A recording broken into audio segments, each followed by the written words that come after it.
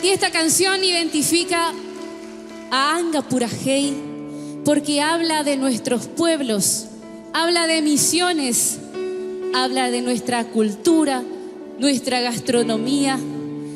Algunos ya lo conocen y otros esta noche lo van a conocer. Fue escrita por Jackson Manosalva y tiene por nombre Tradición Misionera. Y que suene ese acordeón.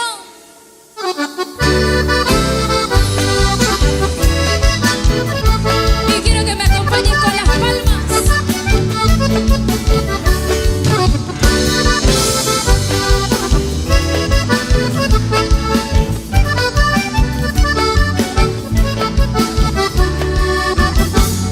Misiones del Paraguay, herencia de mis abuelos. Viene y de chamamecero, pero ese polka y trato gentil. El viento esparce en el campo este sentir cotidiano. Distingue al tropero de oficio, temerario, hombre selviano. Allá en el agua se mecen, curtido los pescadores, con sus espineles pobres por el río Tebicuarí. Las esperanzas no mueren si la bajante el pique alejó. Villa Florida, leño encendido, a todos sus hijos les da calor. ¡Palmas!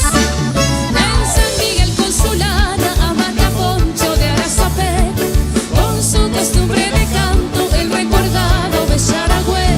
San Juan Bautista es el faro que guía su musical, herencia de Pío Barrio, Silverio Alonso dejó un cantar. Por San Ignacio Guazú, de serenata el amor primero, fraterno amigos, recuerdos, Tiquito, Busquetti, compañeros.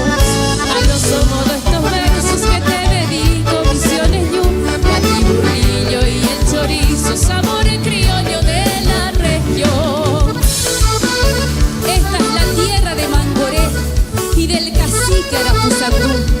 Las manos de Coqui Ruiz coloreando la llanura.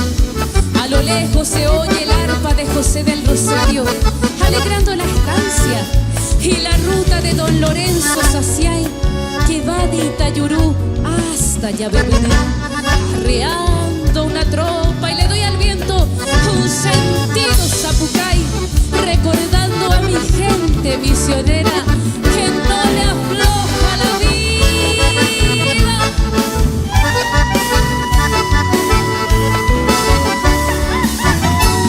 El verde Tacuaré, aroma Santa María, sudor de labriego al sol, de baño Mojeva.